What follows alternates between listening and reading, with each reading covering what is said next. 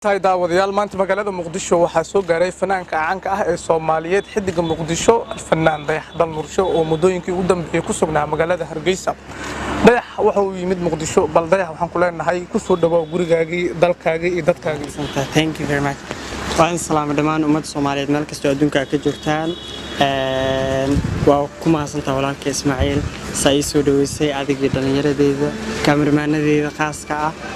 maxaa la saaxiibaday walaalahay waxa waa aniga dadka aniga asxaabteeda leeyahay hadaa xamar dib ugu soo laabanay asxaabteeda ay soo dhaweyso wallahi xamar sida ugu soo xiisay ma qiyaasi kartid maadaama hooygayga labaad Hargeysa jooga hadana waxa waaye meesha ku dhalatay ku soo kortay asxaabtaada iyo dadkaaga ay ku nool yihiin waa garan kartaa marka wax badan ka soo maqnaato marka muhiimadda aan rabo inaan ka hadlo waxa waaye hadduu Ilaahay raali ka ahaado 17 bisha habeenka talaadada ee arbacada soo galayso maxaa la ii sheeg showba magaalada Muqdisho ka dhici doono waxa lagu dhigayaa liido Muqdisho Guest House ka soo horjeedkeeda Coconut marka insha Allah hadduu Ilaahay raali ka soo qayb gal wanaagsan waxa mar haddii la isku soo xiiso waqti badan la kala maqnaa